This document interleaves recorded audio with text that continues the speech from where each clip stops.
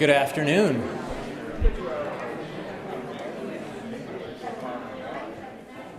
Before we begin the program, I'd ask you to please stand for the Pledge of Allegiance and our invocation.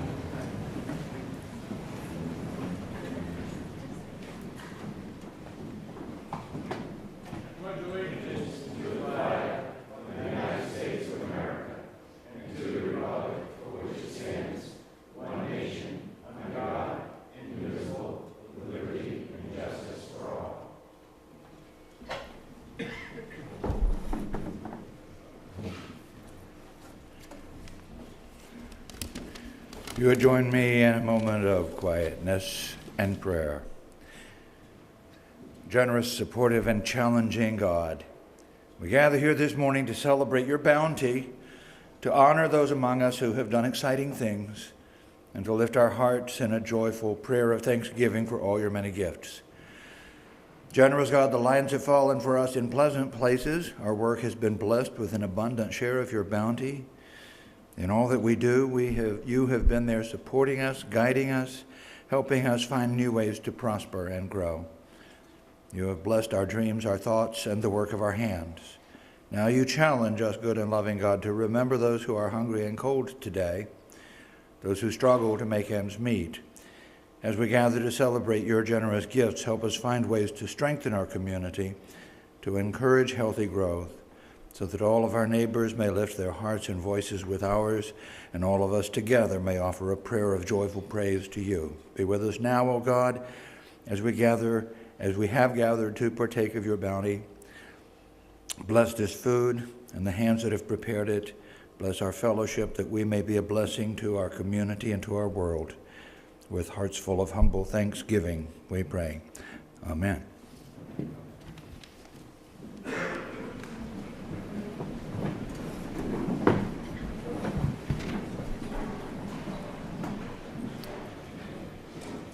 Thank you both to Pastor David Weddington and to Skylar Sweet, Chair of the Littleton Select Board.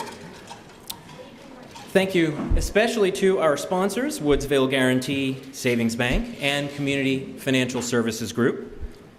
Special thanks as well to our program advertisers. Make sure you open that program and take a look, take it with you, and certainly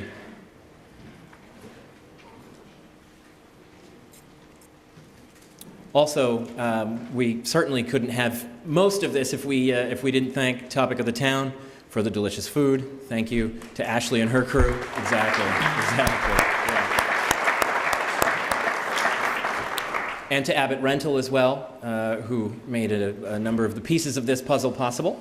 If you are making friends very, very close to you and maybe you don't want to or you need a little extra space, we do have some tables on the side that we've set up. Otherwise, we're a community. Make friends, enjoy, and don't be shy.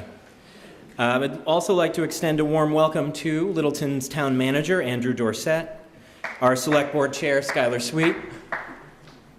He's got it. Let's clap afterwards. I appreciate it very much. And to Brian Bresnahan with Congresswoman Annie Custer's office, as well as Chuck Henderson with Senator Shaheen's office. And all of our today's speakers, thank you. This program would be nothing, literally, without each of you and the information that you are bringing to all of us. I'd also like to recognize members of the Littleton Area Chamber of Commerce Board of Directors that join us today. Our president, Tricia Fryman, she checked most of you in. Our treasurer, Kimberly McNamara, who was the other half of check-in over there, as well as our directors, Peter Cooper, Lynn Tober, and Carrie Gendro. Of course, also to our volunteers, Ed Martin, one of our check-in crew, and all of the other volunteers that have assisted us today, and Leonie Lopez, a relatively new face to the Chamber office, but a extremely valuable asset for us. Without further ado, though, I'd like to kick off the afternoon and welcome Brian Ward. There he is.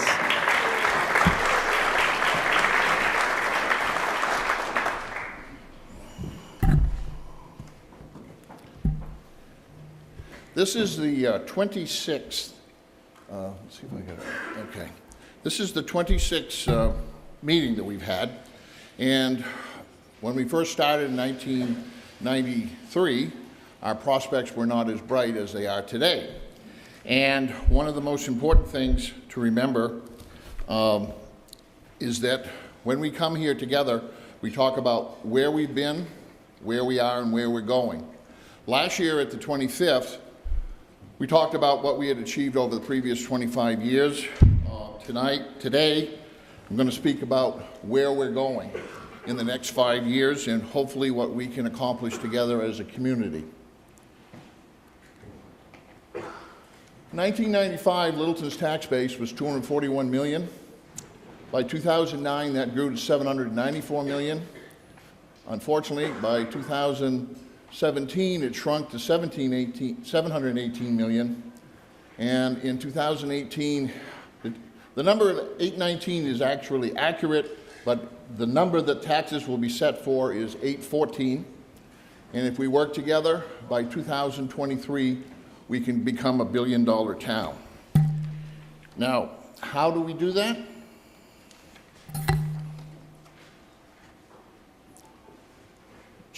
Chad Stearns and I are both going to double team on this. One of the keys to our growing our tax base and how we're going to do it is to expansion of the industrial park.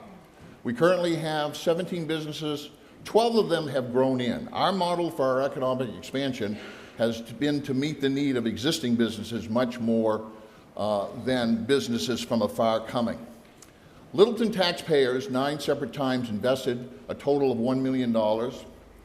This year, we're not going to know until January, the total park revenue for taxes, electric, water, and sewer will be around $2 million. And if we have the further expansion, that could, by 2023, could be $4 to $5 million a year. The expansion is with the 43 acres that the town transferred or will be transferring to LIDC, we have, according to Chad Stearns, who's an expert in this, 158 acres that's developable. In 2016, a partnership between Economic Development Administration, the town, Littleton Water and Light, and LIDC, they developed a plan for where the lots will be built. They identified all of the wetlands. And back in 1998, the infrastructure to serve this was built. And it goes from the Industrial Park Road to the Lisbon Town Line, and the town spent $1.6 million, of which $1.5 million. $5 million have been identified as potential grants for the expansion, and hopefully we'll be moving sooner rather than later in that direction. Also have 2 businesses to announce of success that are coming. Tom White of New England Electric Wire Technologies gave me the authority to announce that, number 1, the final plans for reopening the Montgomery Wire building is being finalized. As we speak, equipment is being moved in, and sometime within the year, New England Electric Wire Technologies, no date's been set yet, will be reopening and operating that plant. That plant is 84,000 square feet. They're not going to be using all of it, but it's a wonderful addition to get that business, to get the wire, New England Electric Wire into Littleton and to have them using that facility. The second great thing for our industrial park is that Appalachian Stitching, which is our newest member of the industrial park, Scott Manning has said that they're looking at plans to increase their capacity by 14,000 to 34,000 square feet. So the park is growing right now within what we have, and we hope to expand it. Now, how also do we move to the next direction? 1920 to 1980, brands dominated Main Street. There were approximately 25 different brands: Chevrolet, Ford, Oldsmobile, A&P, First National, Woolworths, whole series of one. By 1992, there were no brands. 92, when we started the Economic Development Task Force, we had 17 vacancies, and a lot of that had to do that all the brands had left Main Street, and we didn't have any. By 2018, from Applebee's to Walmart, we have approximately 40 brands. Probably by 2023, we're going to have 70 to 80. There's at least 10 that are planning to come in the next year. So our capacity to expand our investment, and why are brands important? National advertising, and they bring people to the business community. The second area, and John Hennessy is going to be talking about the River District project, is what we've collectively been able to create in the combination of the Main Street River District. I ran into a friend of mine who lives in Maine, and he asked me how things were in Littleton. He grew up here and moved away about 35 years ago. And he says it's amazing. Every time he runs into somebody and they ask him where he's from, he says Littleton, and they all say, I know Littleton. I love Littleton.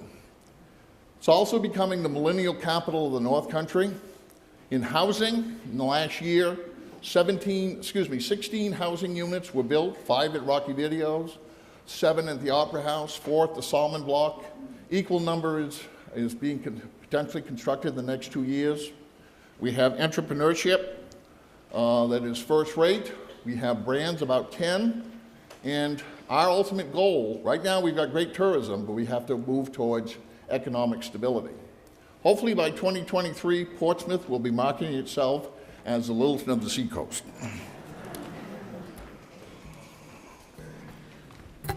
Now, we have the $1 billion goal. We want to get the goal done. We want to move ahead. This is how we're going to do it, and why are we going to do it? In Littleton, we need to build a $20 million new Lakeway Elementary School.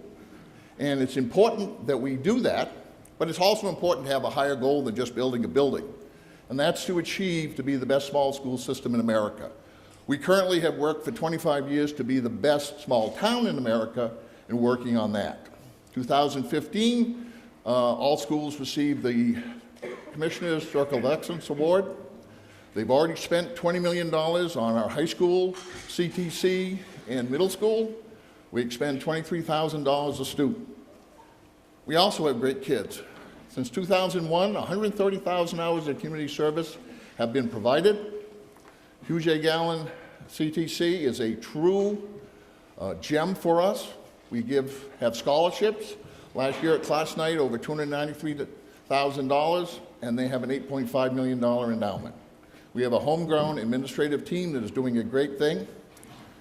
And the dropout rate.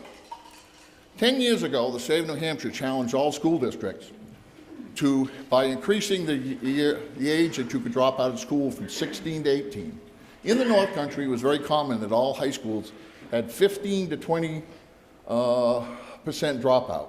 Ours is, over the last 4 years, is 0.5%. Highest teacher salaries, and in school improvement plans, they're moving ahead. We hope to hit $1 billion. We know how we're going to do it, and we hope to have achieved this goal for the community. Because if there's one thing we have learned, is that economic development, community development, and education development all happen simultaneously. My last duty here is to introduce someone. And is Taylor here? Yes, he's just walked in the door. Okay. Go ahead and introduce him, we'll give him a second. All right. Okay, well, where is he? Is he? He's in the hallway. He's in the hallway. I'm going to make an entrance. Oh, he's coming up behind you, I think. So he knows the place better. Oh. Here he is. Well, Taylor Caswell really does not need an introduction. And the reason he doesn't need one is that he lives in Littleton. He even owns a mountain, Parker Mountain.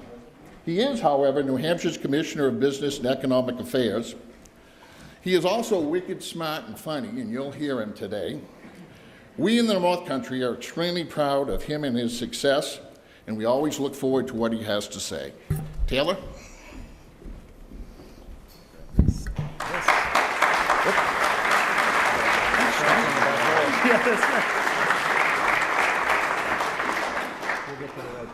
Hey, good afternoon. There we are. What are we talking about today? Happy to be here again today, and it's great to see a lot of good friends. Sorry I'm just a few minutes late, but I'll stick around and have an opportunity to catch up with some people. I wanted to come today, I think, to talk a little bit about what's going on at the state level with economic development, maybe a little bit about how Littleton fits into that, and the North Country generally, as sort of a primer of some of the great other people that are going to have an opportunity to talk in a little while. Happy to report that overall the economy for the state is doing quite well at the moment. We're looking at now about a 2.5% unemployment rate statewide. There aren't a lot of blips in that. Coos County, Grafton County, Sullivan County, all those numbers are reasonably consistent no matter where you look in the state. That ranks us as number 3 nationally, with the lowest unemployment rate of any state in the country. Number 1 is Hawaii, which I totally do not count because they're an island. Right, so of course you're going to have a low unemployment rate. So we're right in there with Iowa, once again battling it out with Iowa. But a lot of those issues come with a lot of challenges, workforce being one of them. And though we tend to hear a lot these days about how New Hampshire is aging and it's one of the oldest states in the country, and there's just no hope because we have all these old people living across the state. That is nothing to be scared of for a number of reasons. Of course, one is we all love our elderly citizens in the state of New Hampshire, but also because there is a huge opportunity for technology transfer across the state and southern parts of the state. We just held an unemployment fair down in Manchester, a job fair, where we marketed it specifically with the AARP and their members across the state of New Hampshire, of which there are around 250,000 members. And we had somewhere north of 80 employers at a site in Manchester to try to find an opportunity to link up that specific demographic with companies that were looking for individuals who would adequately fill positions, part-time, full-time, whatever. It was a huge success. It was a huge success. The number of people that came, I don't remember the total number, but it was north of 500 people came. And so that, to me, demonstrates that not only is there a workforce there that can take advantage of from an employer standpoint, but also is something that we can look to when we talk about diversity in our workforce and we talk about how we're going to find the people to fill the jobs that we have in the state. It is as much of an age issue as it is everything else. On top of that, we're seeing trends that are extremely positive in the state as we sort of continue on our march to find more younger people to come to the state of New Hampshire to fill the jobs that we're looking for. I mean, honestly, you really don't have to look much further than Littleton to see how there is a great opportunity of marrying up all sorts of components of community and life and assets and lifestyle assets that we have across the state, whether it's outdoors or whether it's all the great jobs that are down at the industrial park or whatever the case may be. Time and time again, I am using Littleton as the example of how communities can find ways to marry up exactly what it is that they have, what it is that they offer. Not just an employer, but an individual, someone who wants to come here and move to New Hampshire. There's a ton of new people in Littleton and in surrounding areas. And Littleton is quickly becoming really the hub of the North Country's economy, as it has been for some time, but it's always been sort of southerly focused. I think that there is a great deal to be gained by continuing to provide an opportunity for all of the communities and all of what is offered to someone who wants to live here for communities to the north of us here, because they need it as badly as the south. And so those trends are positive. We had, you'll recall last year we did a little thing with a company called Amazon. About a year ago, we put out a proposal among many other different communities across the state. Ended up, just newsflash, we didn't get it. But you know what we did get was we got an opportunity to bring all of our messaging together, all of the way that we market the state, the different lifestyles that we offer, the different types of jobs, to change the perception of the types of jobs that we have, particularly in the southern part of the state, in the technology sector, the life sciences, healthcare, right on down the list. And we were able to put that together into a document that we've now used 7 times with different other companies that are not called Amazon. And in each of those 7 times, we have been successful in having that company either expand in New Hampshire, make huge investments in New Hampshire, or locate in New Hampshire. And that total over the course of the last year is up north of $250 million worth of investment since last July when we started this department. So that's something that I'm very proud of and something that really comes from all the work that we did on that Amazon proposal.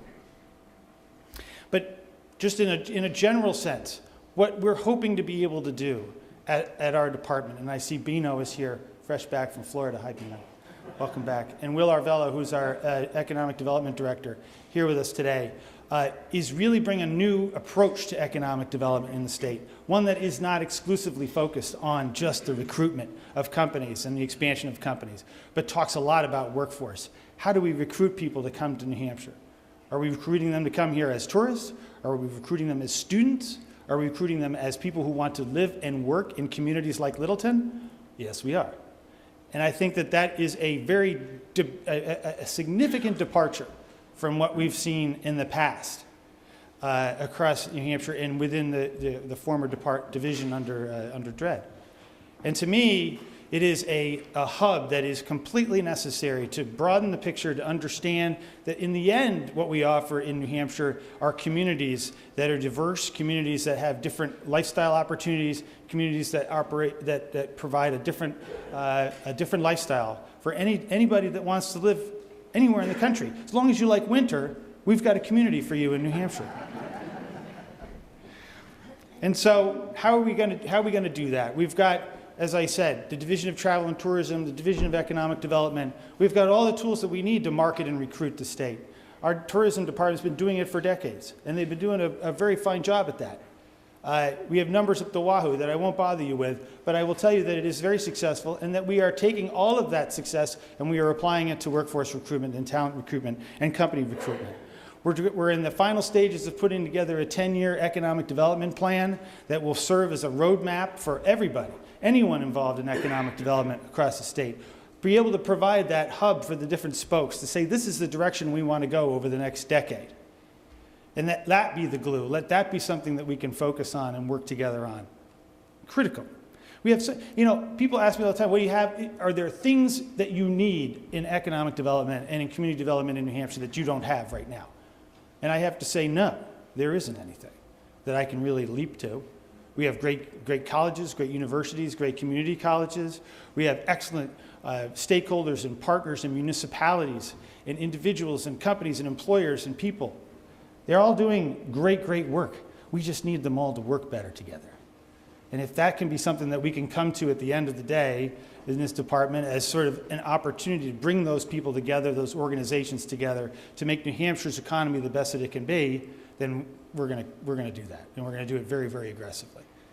And so, that's a little taste, I think, of some of the things that we're doing at the department, the way that we're sitting at the state level, the way that I hope that Littleton can continue to provide really that extreme example of how to marry these pieces together, to have a community that has a great hospital, that has a great industrial park, that has Mount Eustis and Parker Mountain and Schilling Beer and all of the great entrepreneurs on Main Street. It's one of the few places where you have all of those pieces. And now when you start to talk about housing, you start to think about Bethlehem, you start to think about Franconia and thinking about Lancaster and what's the role that those communities can play. And how can they all take part in what's happening here and across the North Country with Littleton leading the way. I certainly hope to be able to be part of that, and I look forward to working with everybody here today. And thank you, Brian, and everybody for inviting me, and have some lunch. Thank you. Okay.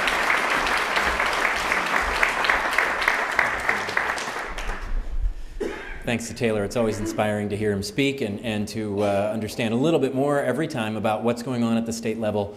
And to bring it back home a little bit closer here, we'll start a series of Littleton updates and news and information. So first to do that for us is, watch this, there we go, John Hennessy, who many of you know in his role at the Coin Company, but is also the chairman of the Littleton River District Commission. So he'll speak to us about and has some great slides with updates about everything going on at the River District right now. Thanks so much.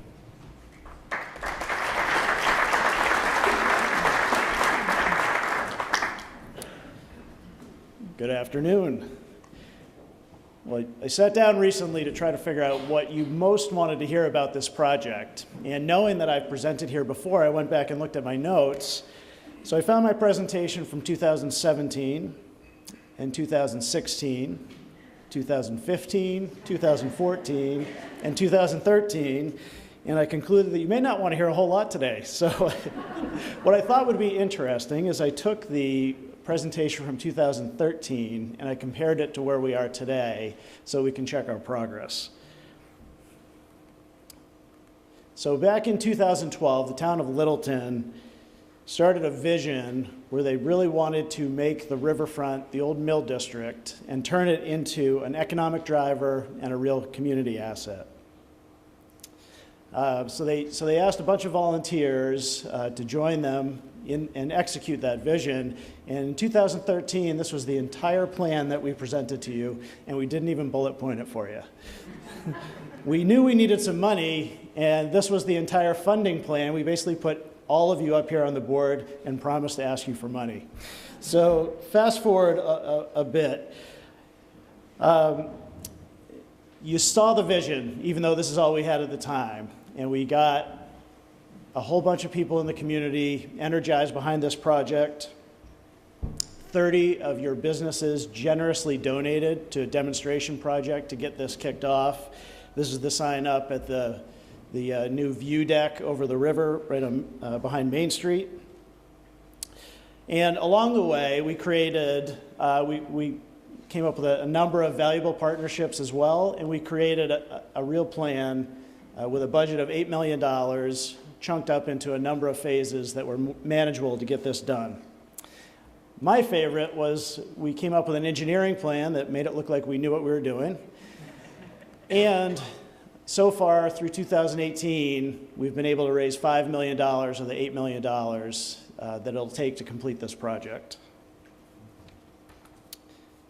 But the moment that we knew we really arrived was none other than Commissioner Caswell himself came to Littleton and awarded us one of those great big ceremonial checks. So the original project vision, this is where I'll do the comparison from 2013 to now, had four major focuses. The first one was to create gateways between Main Street and the River District to create one holistic district. So this is the new Pollyanna Gateway from Main Street that leads down to the new observation deck over the river that includes some new fencing and new sidewalk with some musical instruments to add a little flair to it. This is the Mill Street Gateway that leads down to privately funded Schilling's new view deck over the river. And here's the before picture of Bridge Street. I made sure it was dusk, so it looked really before.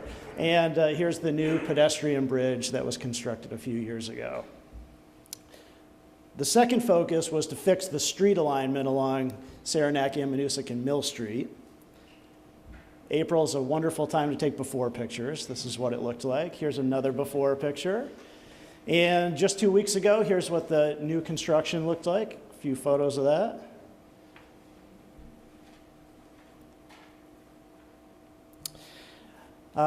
Number 3 was to reconstruct Saranac Street. This, what you haven't seen in all these photos is where the real work was. We had to totally reconstruct the crumbling underground sewer system and stormwater system. So this is Saranac Street before, and we're sticking with this for the after still. Anyone who has been down there has seen that we're about 80% complete, but we've got a load of dump trucks still roaming around that area in the after picture. I waited too long because it's snow covered now. It doesn't look as dramatic as it will very shortly, but still to go this fall. We've got granite curbing for the sidewalks to go in, and the light poles will go in, and then we'll finish up in the springtime with these beautiful trees and some landscaping. So soon enough, by the end of May, the engineers tell us that that'll be finished. And finally, the fourth and final focus is the intersection between Saranac and Meadow Street. This one has eluded us, unfortunately, funding-wise so far, but we did combine that project, and this is a rendering that we came up with Main Street Phase 2 that the town has been hoping to complete for quite some time now. We're on our 4th application for funding through a big grant program with the U.S. Department of Transportation, and at this point, I think we're just hoping that if we keep applying, they'll just give us some money to go away. So we will hear in the next month or so, we think. Extremely competitive program, so we're hopeful, but we'll keep at it.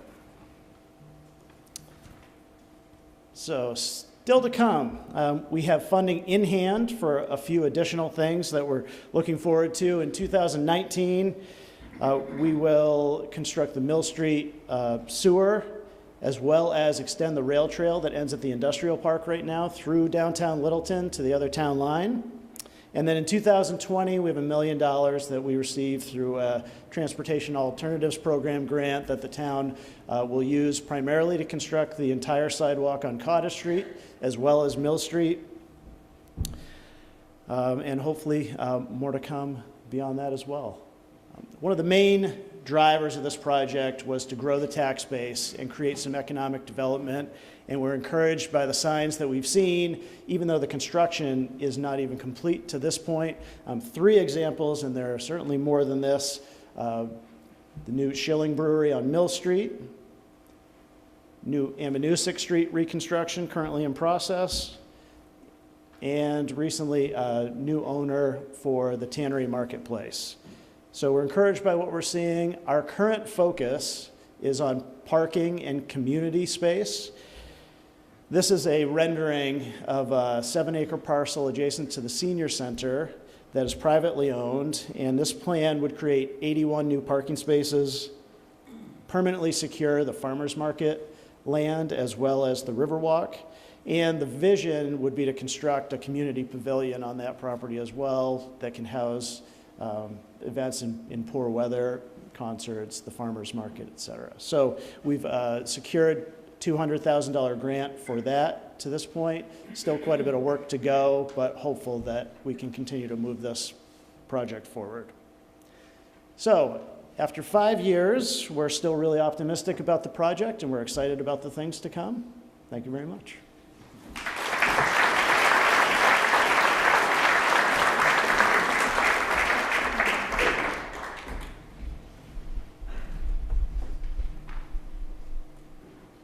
All right. Another great update.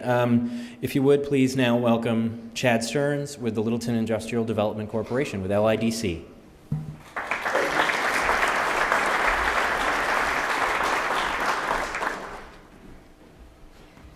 Good afternoon.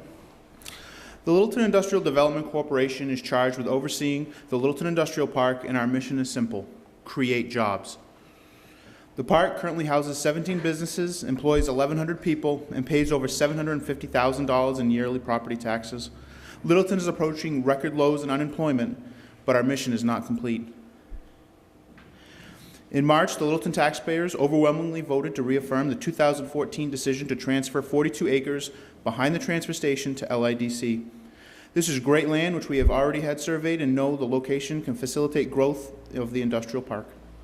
In addition, this July we were awarded $119,500 by the Northern Borders Regional Commission. These funds will be used for permitting, design, and other services needed to prepare the land for development. On behalf of LIDC, I would like to thank the Littleton voters and the NBRC for their support of our mission to create jobs. Businesses in the park have also been busy. Rodebeck built an 11,250 square foot building that is used as both warehousing and manufacturing. Burndy recently added new machinery to accommodate increased production. And Genfoot also went through a renovation and will be going through another renovation of their stitching facility on Meadow Street, all in the name of retaining and creating jobs. This wasn't done overnight, and it wasn't done alone. What started in 1973 at town meeting, winning by 1 vote through secret ballot, is now in its 4th phase of expansion. What started with a few people such as Paul McGoldrick and King Covey has turned into numerous partners at the local, state, and federal level, such as the town of Littleton, Littleton Water and Light, NCIC, CDFA, White Mountain Community College, USDA Rural Development, and the USEDA, and many, many, many more. And of course, we need to thank our past and current elected officials at the local, state, and federal level. Regardless of their party, they've always been very responsive, accessible, and willing to help out Littleton's industrial park, because we all have the same goal: create jobs. As I mentioned earlier, unemployment is low, but that doesn't mean we rest on our laurels and assume that nothing will never need to be done again. We need to plan and be ready for businesses looking to either relocate or expand in Littleton so we don't miss a step. The last time it was this low was pre-industrial park, and what happened was the impetus for the park, the closing of the shoe shops, and the loss of 850 jobs in our community. Fast forward 45 years, and we are much different and much stronger. One of the many parts of the success of Littleton's economy is its diversity. Medical, industrial, education, Meadow Street, Main Street, hospitality, and other services and retail have cushioned us over the years compared to other areas that rely on 1 or 2 industries or what happened to Littleton with the shoe factories before the industrial park. We need to create new, better jobs for our neighbors and for our children, and we need to be prepared for the next time we have a large hit to our economy like the shoe shops closing. And we will be, because that is what we do at LIDC. We create jobs. Thank you.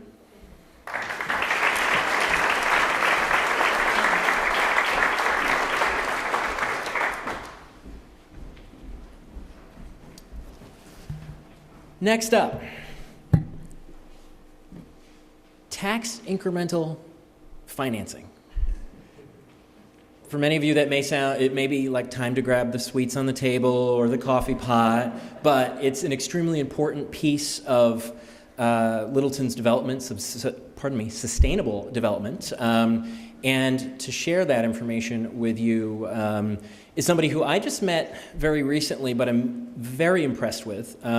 Perhaps you could say it's in part to his dad or his mom or others in his family, but Joseph De Palma IV, not your dad, the third, not your dad, we confirmed that on Friday, is right now actually the intern with Andrew Dorsett, our town manager, for the town of Littleton. And this young man, if you ran into him on the street, you wouldn't think that he's a high schooler. You think maybe college, grad school, something like that. Very well spoken, very intelligent, and will share a lot of really important and valuable information with you with regards to tax increment financing. So here's Mr. De Palma himself.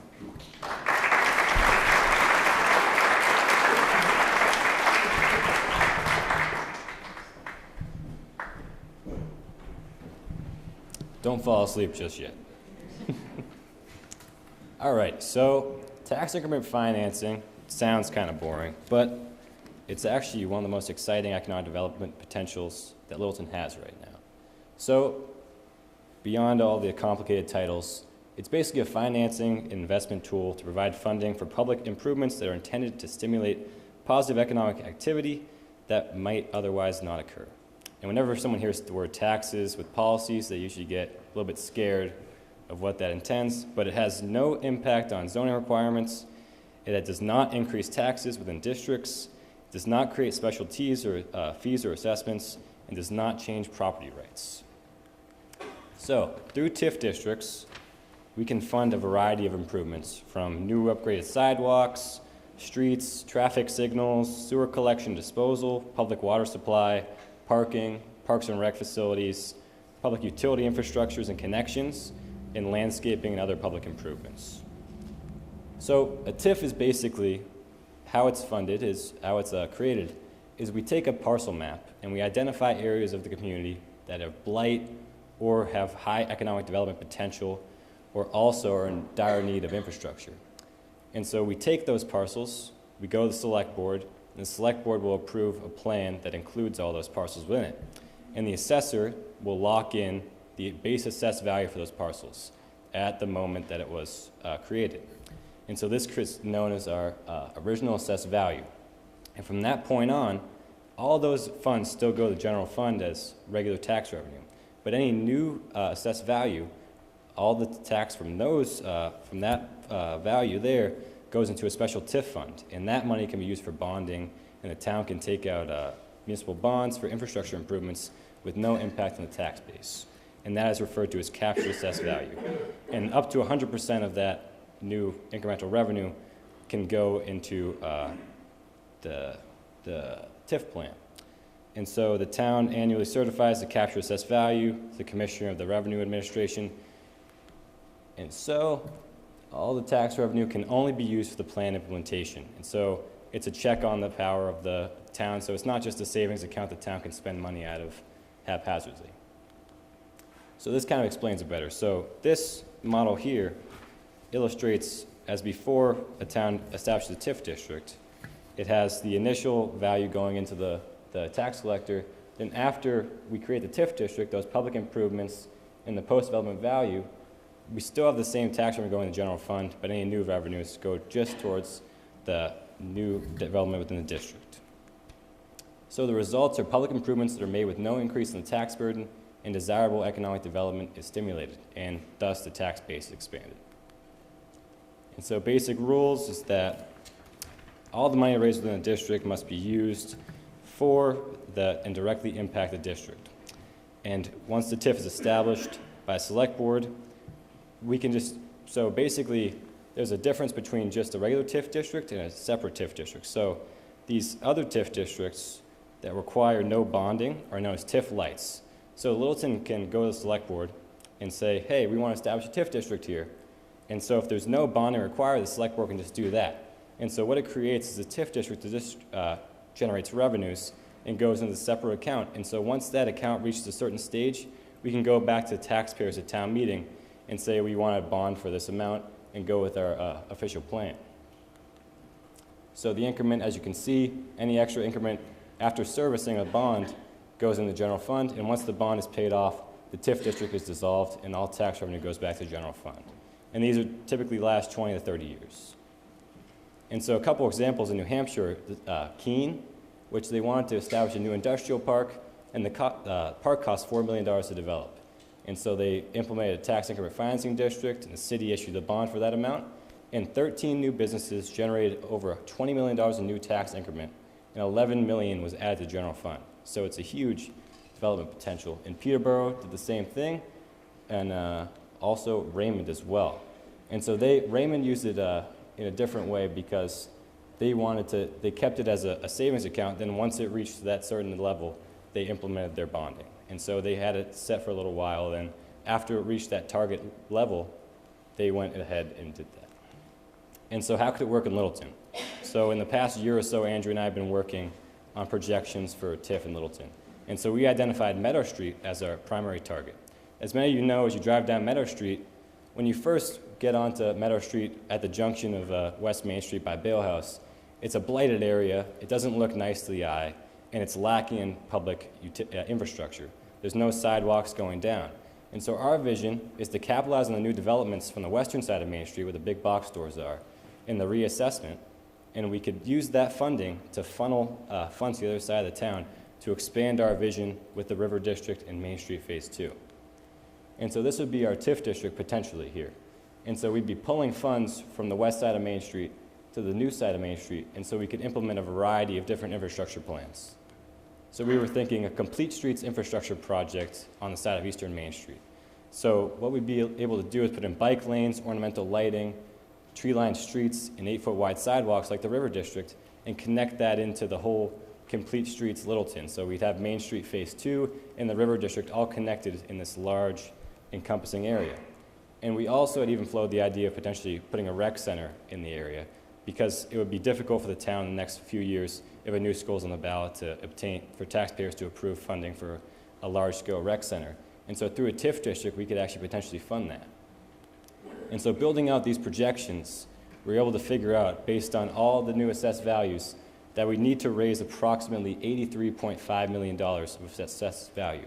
So it's about a $20 million increase from where it is now, which is very attainable, even though it sounds like a lot.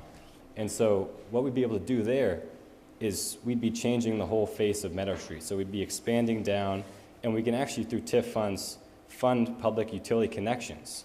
And so I'm working with Andrew right now, and also our select board, in potentially developing an application process for developers to apply for TIF districts within their community. So in essence, what that looks like is developers will come to the town and say, hey, this project has a high development potential for the town of Littleton. It's going to raise this amount of tax revenue, and based on consulting firms, everything else, if we can determine that their project has enough economic development impact, enough tax impact, we can finance their improvements, because we can cut down the development costs significantly, because we can fund their sewer connections, their utility connections, their electric connections. So we can do a variety of things, and we can actually actively recruit developers, because we can say, hey, Littleton is so business friendly that we're willing to give you money for your project. And so it's kind of a great way that we can expand the tax base in Littleton, citing new economic development potential. Thank you very much.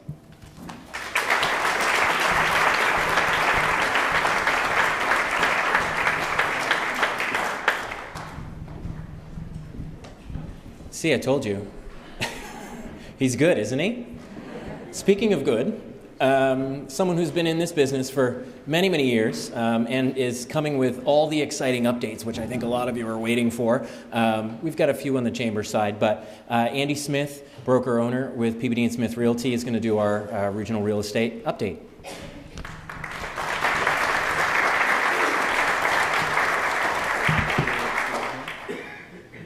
Which one to click?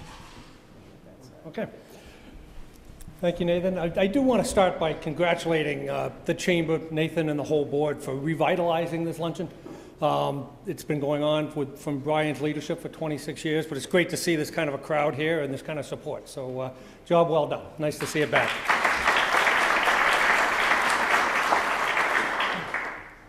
So I'm going to give you just a quick update on what's happening in the real estate market.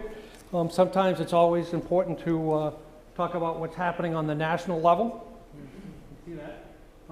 There's a saying that says all real estate is local, but we obviously do get impacted on what happens on the national market. It does eventually catch up to us here. The national trends do get here. They take a while. Sometimes it helps us a little bit because we can see what's coming.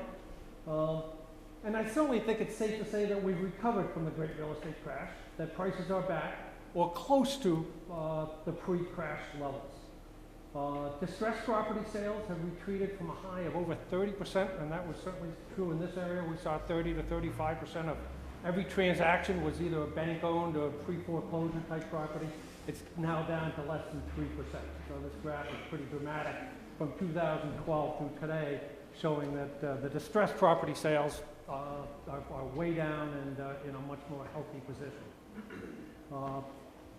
This graph shows three different sources of tracking of the big peak on the real estate prices, the big decline, and where we are back again. And you can see straight across. We're almost there. Sometimes we're at or above. It really still depends on the real local market, but for the most part, the real estate market has been very, very healthy and is back to good terms again. Existing home sales on the national level this is the western side of the country, way down. New England is in the second, and the existing home sales year over year are down. And that's really due to the fact that the market's been so good that we're running out of inventory. So unfortunately, we don't have enough to sell. This is a projection by some the Mortgage Bankers Association, National Association of Realtors, Freddie Mac, and Fannie Mae, on where they think it's going to go next year. And all four of them think it's going to be increased because building has started. It's getting caught up with demand, and they are actually seeing sales of up over 6 million homes again for 2019 in the projection. 2018, we are down a little bit, mostly just because we're out of homes to sell. The market's been healthy. Housing supply, the last 12 months, you can see it's up over year for the first time in quite some time. So we are beginning to see some inventory come back in and help those pending sales. Home prices, they've been very steady. 2018 and 2019, we're going to end up somewhere around 5.6% this year, and they're projecting about a 4% increase in 2019. New Hampshire, if you can't see it, this is state-by-state projections. In New Hampshire, the experts are projecting 6.8% price increase in New Hampshire. So very healthy market. A lot going on in the southern part of the state, some great high-tech stuff. And Boston, being our feeder market, is doing very well, and that does feed in to New Hampshire. So we're looking for very healthy gains in 2019 also. This is year-over-year residential sales in Littleton going back 6 years, and you can see that we really haven't changed that much. We're selling somewhere between 50 and 60 homes per year, and we're down just a little bit year-over-year over 2017. Again, it's really an inventory-driven problem. We have lots of buyers, we just don't have enough inventory to sell. But very steady, not a lot of surprises on the number of sales in Littleton. Some interesting facts on the Littleton market. The least expensive home sold in the last 12 months is $35,000. The most expensive is $425, so quite a spread. Average days on market is 85 days on the market. That's a very healthy market. Anywhere between 60 and 90 days considered just a very nicely balanced market. That's really what we're seeing. Average sale price overall is $194,936. And the residential trend in Littleton, it does remain strong. We do think that we'll be seeing price increases 4 to 6% in the next year. Our biggest struggle, as I said, is how do we get affordable houses on the market? And that's really been a struggle. Manufacturing costs continue to go up, infrastructure keeps going up. We'll get some TIF developments going, and that may really help to be able to get some of the water and sewer infrastructure to open up more land to make these things more affordable. Because the biggest challenge the builders are having is the costs have gone up, and the prices haven't kept up with the prices of building new homes. So something we're going to have to continue to work on. On the commercial activity, it's been very strong, continues a trend that started over 4 or 5 years ago as the recovery continued. Main Street, very well known, it's a very attractive destination, and it shows very little vacancy. A store might go out due to retirement or whatever, but there's another one waiting in its place. There's a lot of vibrancy on Main Street. It continues to be a very, very popular place for people to start and grow their business. The meadow is almost full, so we have very, very few big parcels of land left on the meadow, and we continue to have some strong interest on the Meadow Street. The industrial park, as Chad has indicated, it's the envy of many cities and towns across the state. It provides a very stable tax base, really strong employment opportunity, and it's an economic engine for the whole town. Some of the highlights that we've seen in the last 12 months for commercial, Cumberland Farms, obviously, if you've been down in the Meadow, they opened up a very nice new multi-million-dollar facility. Right next door, the former Sears store has already been taken, and a large New England distributor and retailer of plumbing supplies is opening, the Granite Group. Arlo Valley purchased the former Sunoco site. They built a beautiful new Maplefield store. Hometown Eye Care opened up on Meadow Street. The Littleton Free House, a new lunch and dinner restaurant, if you've seen the construction, is going to take over some excess space that the Littleton Bike Shop had. They moved to the lower level, and you'll see an exciting new restaurant there open in the next few weeks. Schilling Beer expanded with a spectacular new beer and tasting facility. Eastgate Inn is under new ownership. The Tannery Marketplace is under new ownership. 23 Mill Street, right behind the Bank of New Hampshire, is transferred, and that's going under some really spectacular renovation. The Masonic Temple on Main Street sold. Appalachian Stitching, as mentioned before, they continue to grow, and they're leasing more space in the New England Wire building as we speak. Champagne Solutions is building a new high-bay maintenance and operations facility in the industrial park. It's quite a structure if you've seen it down past the coin company. Olympia Sports moved, and they expanded in the TJ Maxx Plaza, which is also full. Domino's Pizza, getting ready to open right next to Tractor Supply. They're going under their renovations now. 551 Meadow Street, the home to Asian Gardens and All Staff, that's currently under contract, and they've got some very exciting redevelopment plans for that. You'll probably see that happen closer to the spring. And the Hitcher building. Hitcher Manufacturing was sold. North Country business leader and developer Bob Chapman has been working on several exciting initiatives to redevelop that site. And I've got an email on what I can say about that. The plans used to redevelop that site as a mixed-use campus. They're working with a post-secondary institution, and that will include an educational component as well as a residential and housing component.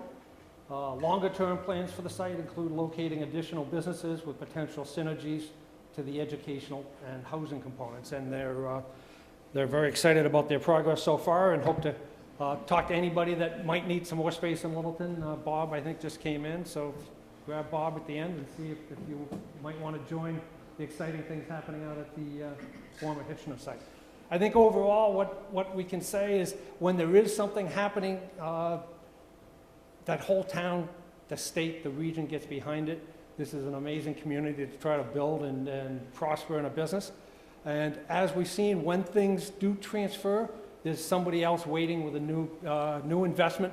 The investments that I listed, $15 to $20 million of investment in this town just in the last 12 months on the commercial side. So very strong, and thank you.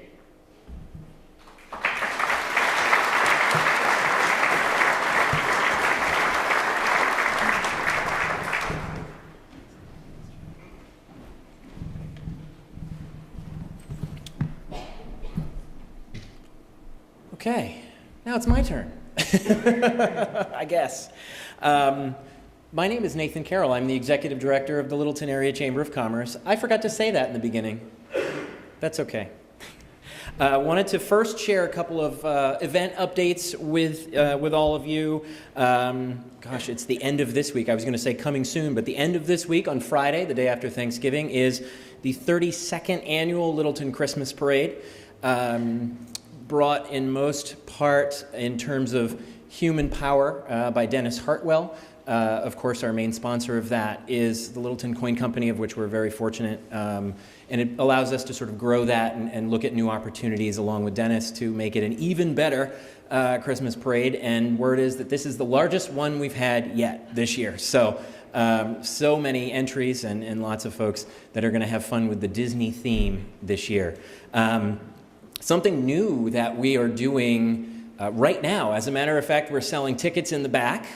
So when you head out today, you can certainly buy a ticket. But we are doing what we're calling our Winter ATV Raffle. It's a fundraiser for the Chamber. We're selling 300, we have to sell, I should say, 300 tickets. If we sell less than 300 tickets, we'll try again in the spring. If we sell 300, we're going to have a great time. We're going to announce a winner on December 18th at our office in conjunction with the Thayer's Inn. And those tickets are $50. You can purchase them again out at or right out back at the registration table where you came in. And so please support that effort. We're hoping that this one is successful, and then we'll do another one in the spring as well. So those are a couple of fun things upcoming. I wanted to just talk very, very briefly, because I'm not that exciting, it's everyone else that's exciting, but about our mission as an organization. So I'll read it verbatim because it's very important. To promote economic development in the Littleton area by attracting and growing local business, providing valuable resources to our membership, and branding the area for tourism and relocation.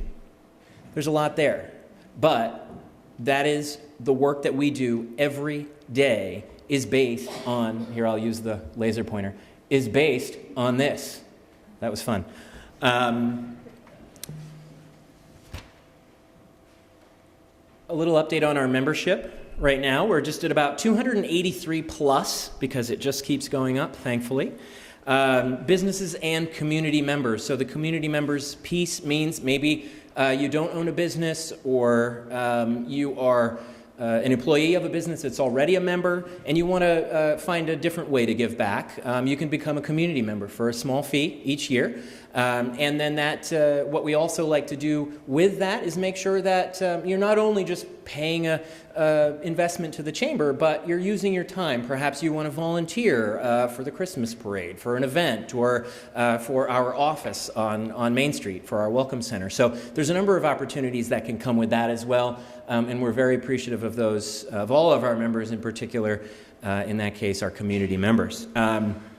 Breaking down those members, so we've, as many of you know, sort of restructured and gained a little bit more information about our membership just this past October, or September, October. It was a work in progress for a while, but broke them down and made sure that we knew which of our members were small business members, and that is a total of 49 that have 3 or less employees. And what that also does on the fee side for us, on the investment side, is gives them a little bit more of a economical investment in the chamber. And of course, knowing that, you know, a couple $100, for example, is a lot of money when you're starting a business or when you're a small business. So we're recognizing that as well.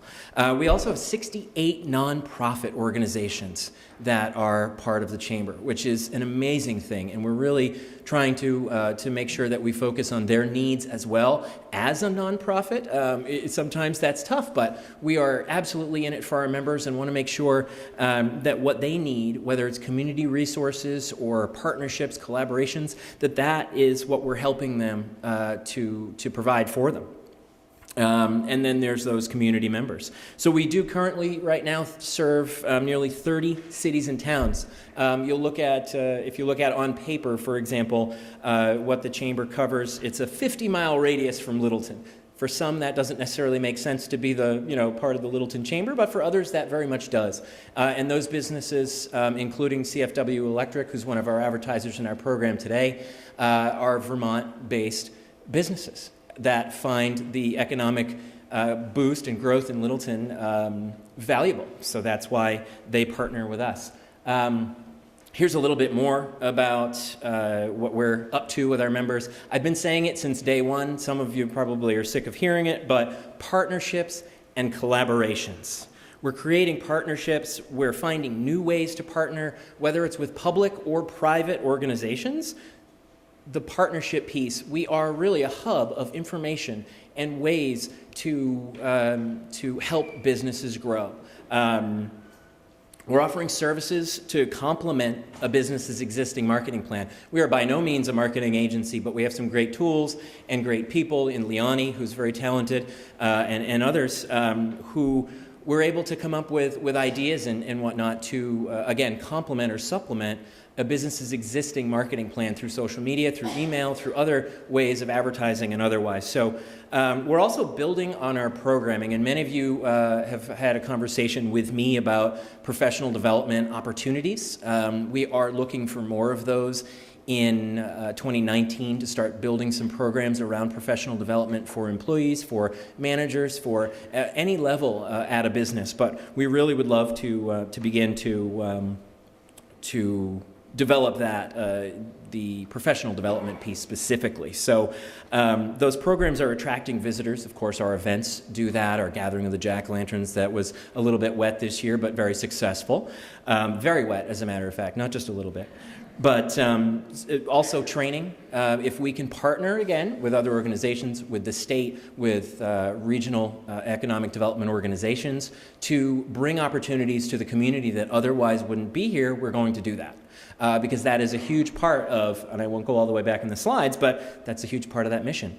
It's economic development and sustainable economic development in the area. We're also leveraging our social media capabilities, of course, and followers, with touching at least 7,000 to 10,000 people through posts and information every week, with over 6,000 followers, and building on the region's future. Not just Littleton. Of course, Littleton is the hub. We know that. That's why we're here.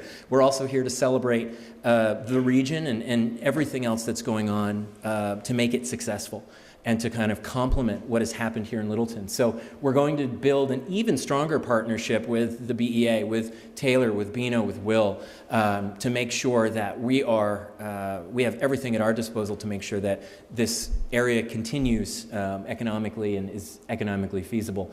Working also closer with cities and towns, with their planners, with anyone within town office, to just create plans to talk about the issues that surround economic development and other pertinent hot topic issues, if you will. All in the name, by the way, of sustainable. That's the big one. Sustainable economic development. It's not just putting a building here, putting a building here. It's thinking about it. It's working through plans. It's working with all of the partners that we have, that towns have, that the state has, to make sure that this plan leads us into the future and doesn't, A, leave us behind, or B, give us something that isn't going to be viable in 10, 20, 30 years. So it's all about, for us, sustainable economic development. Let's see, here's a couple of fun things. I wanted to look at area projects as well.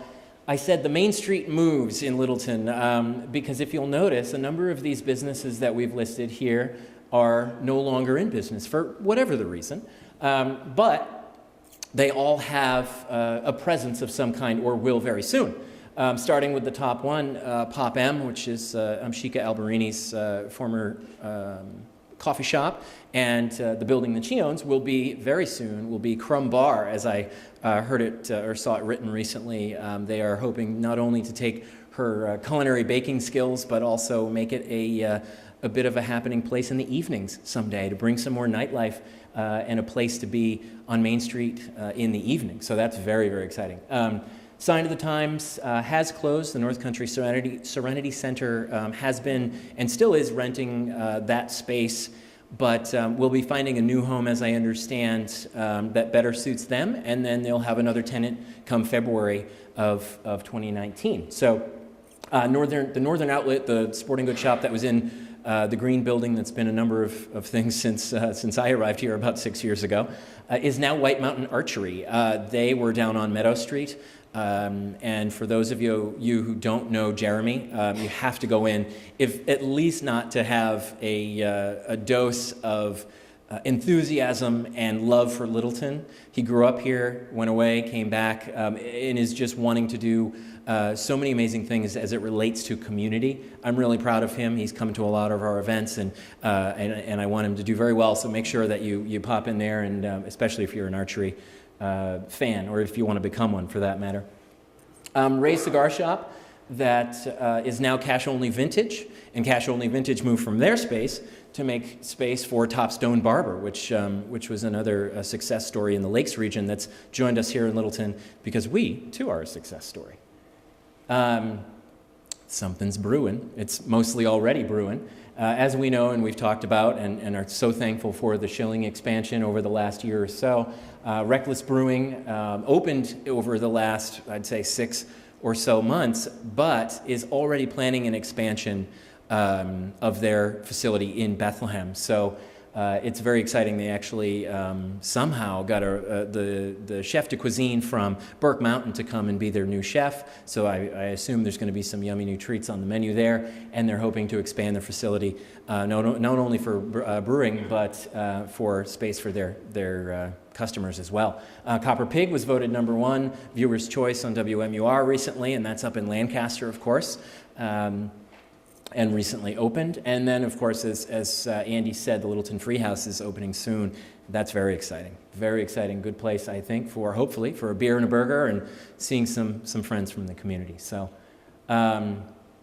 we talked about 551 Meadow Street, and the wait is almost over. Unfortunately, it's not going to happen today that we find out information. I really wanted it to, but these things take time. Good things take time. So we'll play a little guessing game. I thought maybe you'd think it's going to be a Starbucks, because everybody says that. Maybe it's going to be a Five Guys, I don't know. Could be an Olive Garden, right? Maybe an Aspen Dental, I heard that from somebody, I don't know. So, all good opportunities, but we'll just have to wait, unfortunately. I know, take the wind out of your sails a little bit. But you'll be the first to know. We'll work with the town, hopefully with the developers, to make sure that they are getting us that information so we can feed it out in an exciting way and let everybody know what's going to be happening on that plot sooner than later. So this is the fun part. This is the really, really fun part. We're here not only for economic updates and information. And we are also here to celebrate regional successes, as I think, yep, there it is. It says it right there. I want to welcome, we have a little bit of a change in program, I think, still. But Paul Greenlaw is going to join us first. He is a board member with Bethlehem Reimagined.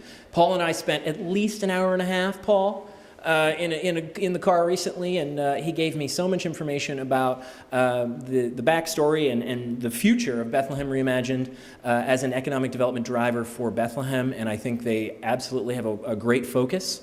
And I'm looking forward to working with them as well as the town of Bethlehem to make sure that we're always communicating, because I think that's the most important piece. I won't say any more, but Paul can with regard to Bethlehem and what's happening there, and then the organization as well. So come on up, Paul.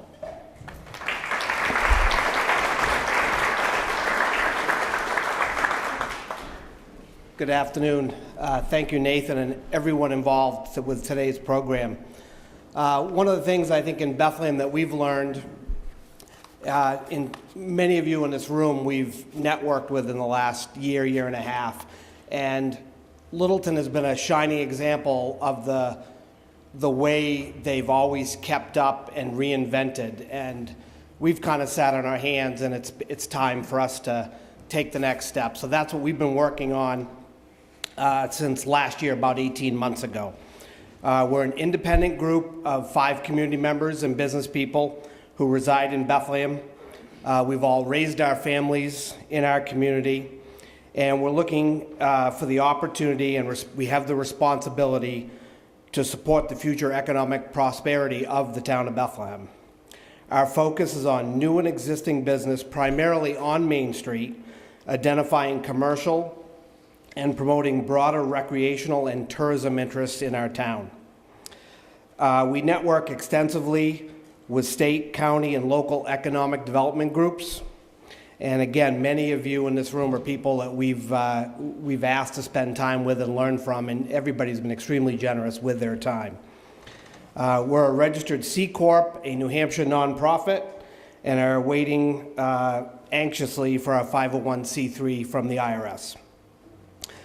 We update the Bethlehem Board of Selectmen on a quarterly basis. We're independent from them, but we wanted to have a great line of communication with our town, and we go see them every 3 months or so to keep them apprised of what's going on in our efforts.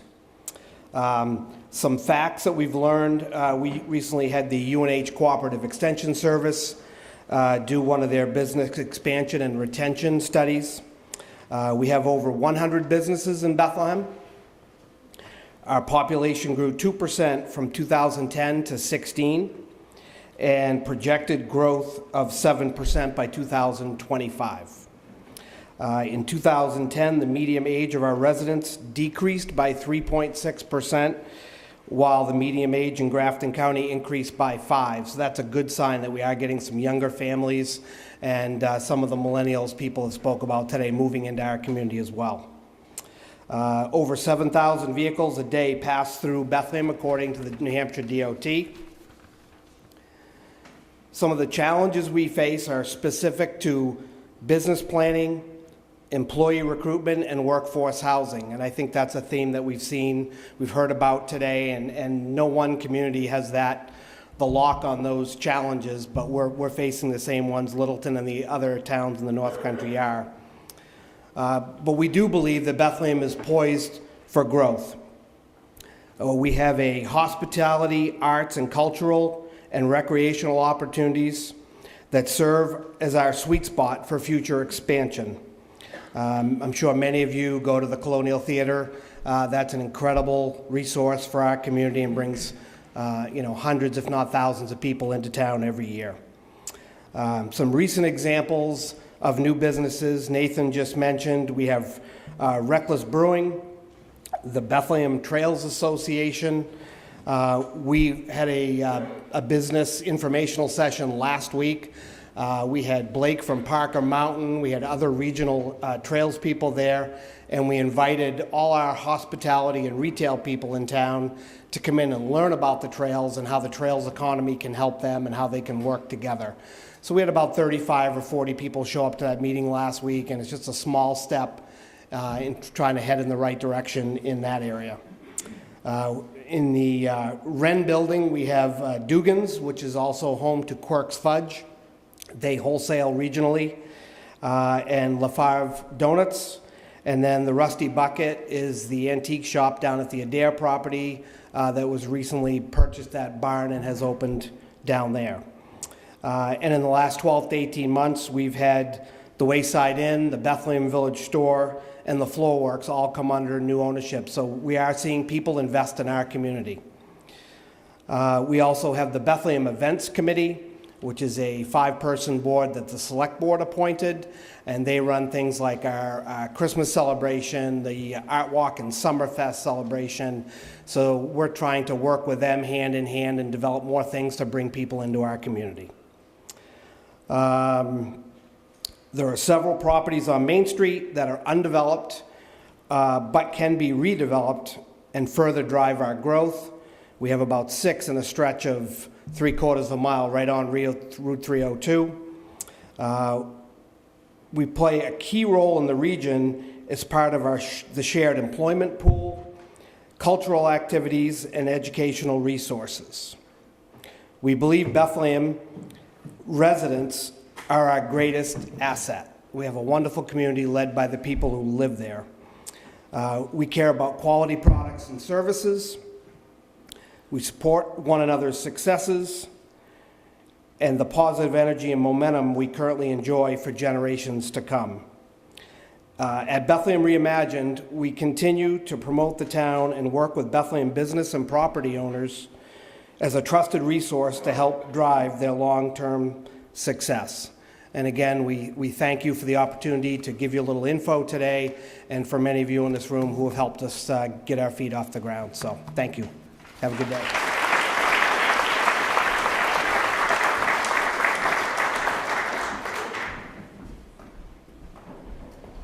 Okay. So our slight change in program is just a change in an individual who hopefully we all know and love. Here he comes. You coming up the back, or are you going to go all the way around? You can just come right up the front. Originally, Court from the Franconia Notch Regional Chamber of Commerce Board was going to join us. Unfortunately, he could not. However, pinch hitting is Rusty Talbot, owner of North Country Climbing Center. I know you have to stay there until I say it's good. No, you're okay. You're all right. Come on over, and he's going to just share a little bit about what's happening with the Franconia Chamber and perhaps Franconia itself. All right.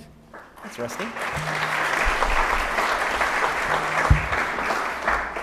Thank you very much, Nathan. As Nathan mentioned, I was not aware I'd be speaking until approximately 4 minutes ago. So, it was at least 8 minutes. There we go. So, as he mentioned, I'm on the board of directors for the Franconia Notch Chamber of Commerce. So I wanted to say a few things about our small chamber over there. Basically, like other small chambers, we focus on marketing efforts such as email newsletters that keep all of the business community in our area aware of what's going on. There's social media posts. We also have a welcome center right there in the middle of Franconia. This last year, it was improved by having some signage pointing out where the restrooms were that are publicly available restrooms. And so that saw an increased amount of usage, which is useful. And then there's business after hours and other business networking activities. And then just the other night, we had our annual celebration over at the Maplewood, where Jane O'Connor of White Mountain Attractions received our 3rd annual Northern Star Award. And so that was a great event with some noteworthy people from the region there. So those are some of the things which the Chamber does. Also wanted to talk a little bit about the town of Franconia and the surrounding towns there. As has already been mentioned, there's some really exciting things going on there, just like in the rest of the area. While we still have the space of the former sports shop, which is not in use currently, as well as what used to be Mojo's, which is not open right now, used to be Backpack Cafe as well. There's a lot of other activity growing up that I think will lead to those spaces filling up in a hurry. The two main things, as was mentioned before, one of them was already mentioned at least, which is the opening of Iron Furnace Brewery. And if you haven't been there, you definitely need to incorporate that into your rounds of all the amazing breweries in the region. Tim Clough and the others over there have really created an exciting environment which invites folks in and a different style of beer than the other beers that are available. So that's been great. It's only open on Fridays and Saturdays right now, but that's something else. Also, the space that used to be Wendell's is in the process of being renovated into the Hungry Bear Cafe. So the folks who loved the bagels from the Bagel Depot here in Littleton will now have the opportunity. They're moving over there into a larger space, and we're really looking forward to that opening up any day now, basically. There's been renovations going on constantly. So that's supposed to open very soon. Also, John Tatone, chiropractor, just moved over into Franconia from his older office in Littleton, and so that's exciting as well from our standpoint. So all of that is to say, just like the rest of the region, Franconia is seeing an uptick in activity. We're really excited, and I'm glad that I had at least 4 minutes to prepare for this. Thank you very much.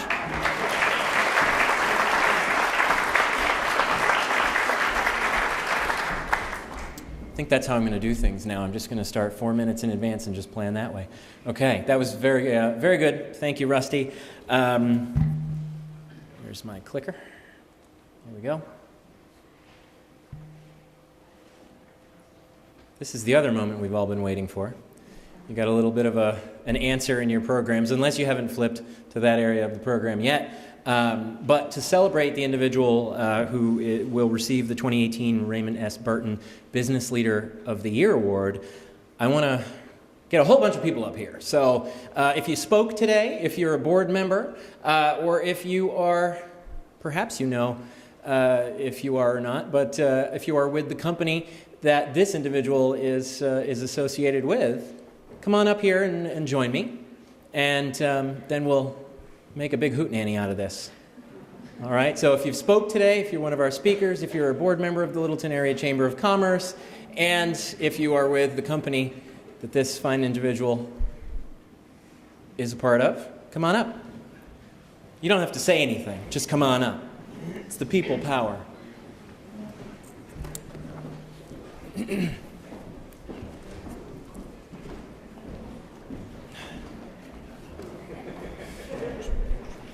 Yeah, sure.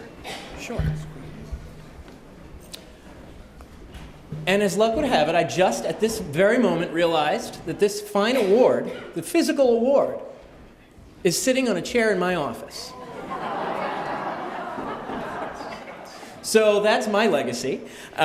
This person has a much nicer legacy than I do, but at least there's all of these fine folks to celebrate. I want to read something very quickly and then introduce someone to say a little bit more from the heart as well. So our Business Leader of the Year Award was established in 2004 at our annual meeting and is in recognition of individuals who exhibit outstanding leadership in a business, profession, or career, who have clearly demonstrated significant achievements in their endeavors through leadership qualities that support the economic life of the Littleton area.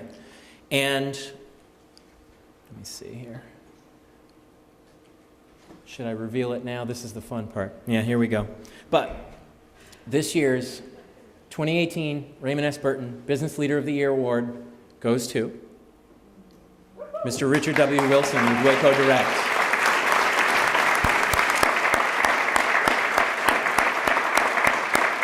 So now we also need Rich up here, of course, and to say a few of those more direct and heartfelt words is Nikki Cormier.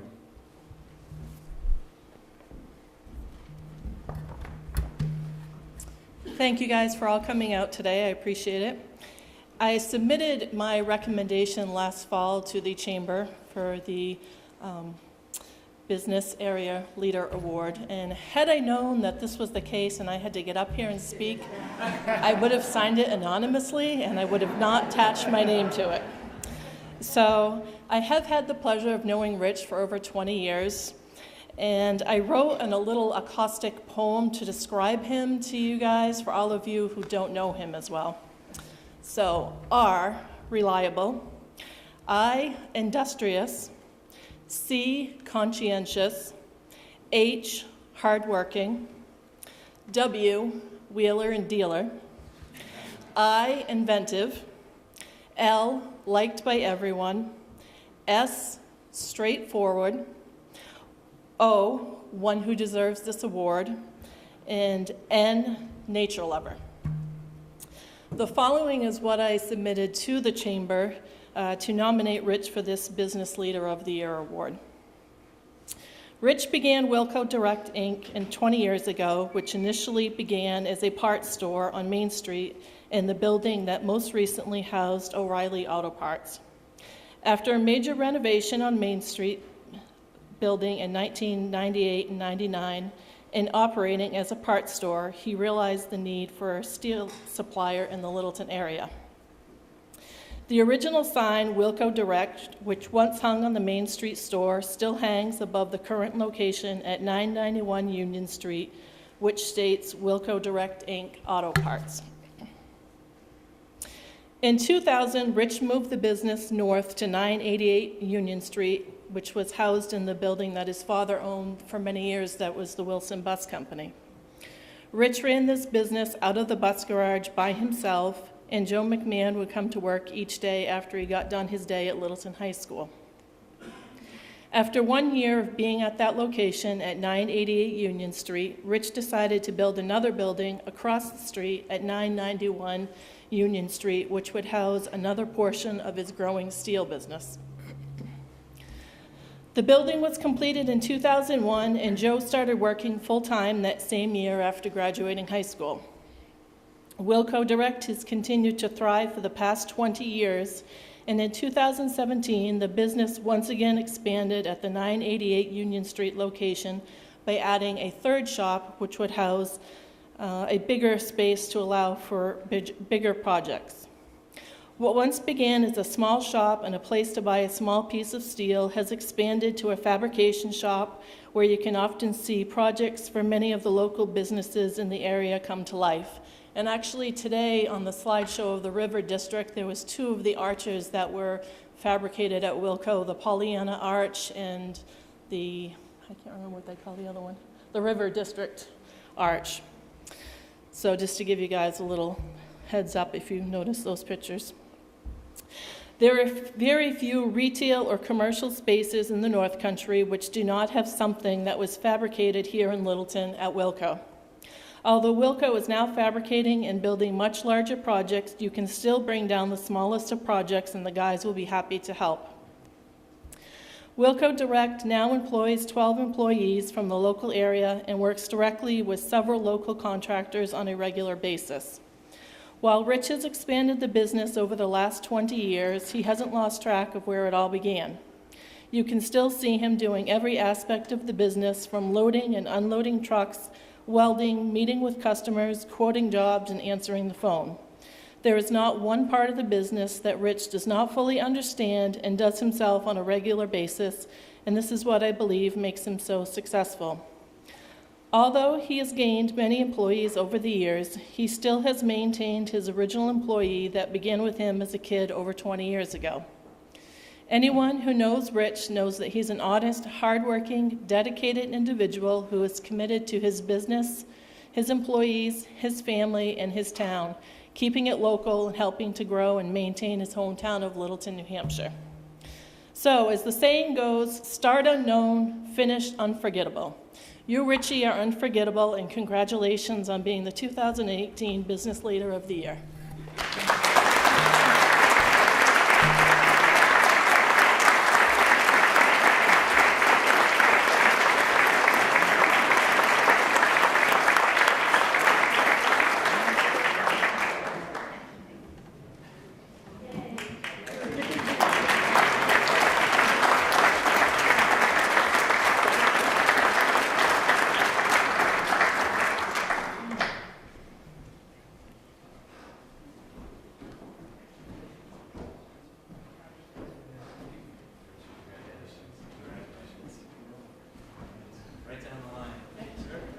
So, and I won't go all the way over there, but I want to also recognize our 2017 Business Leader of the Year, who, if I hadn't left it on the chair in my office, was going to hand off the physical award to this fine gentleman. So, Jeff Cozens with Schilling Beer Company was going to do that, and instead we all get a good handshake. So, thank you.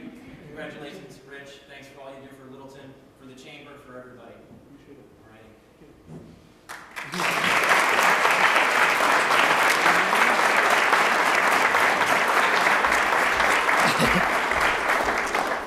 Thank you all very much. It's kind of unexpected, but I do certainly appreciate it. I need to thank, obviously, Nikki and Joe, first of all, for daring to try to get me to do this award. I think they lost more sleep than I did over it. Everybody that works there, as we all know that have visited there, are high-end people, excuse me. And I think that's what makes it successful. And it is exciting to see all the projects that were shown up here that we've been involved with over 20 years. Seems like we haven't been here that long, but pretty much everything that happened here we had something to do with. So that's pretty exciting for me as a local person that grew up here, graduated from Littleton High School, was a year behind Mr. Caswell here. And yeah, it was great. So thank you, everyone. I need to thank my parents, too.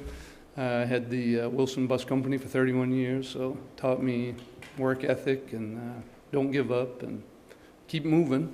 So that's exciting for me too. It's nice to have them there, Dick and Sandy Wilson.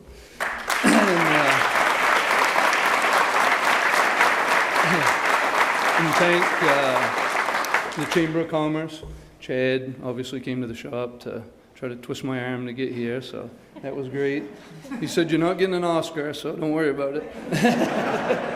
But it's nice when you grew up here. I remember the Burndy Industrial Park was a gravel pit we used to ride our dirt bikes in. There was only Burndy, so in 30 years, everything that is on the screen has happened. So that's pretty impressive. And a lot of people have driven behind that. Brian Ward, the Eames family, the Trahans, the Polson family.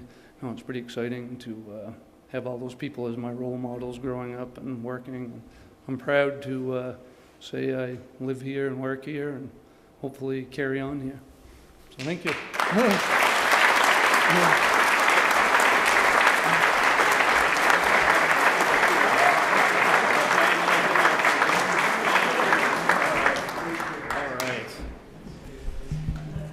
I told him I'd take him out for a beer and we'd have a photo shoot at my office to make up for my mistake this afternoon. But thank you all for being here. Please, on your way out, certainly take a look at the ATV raffle fundraiser. Feel free, however, to mingle as long as you wish with each other, make connections. That's why we're all here. Again, thank you, and we'll see you very soon around the neighborhood.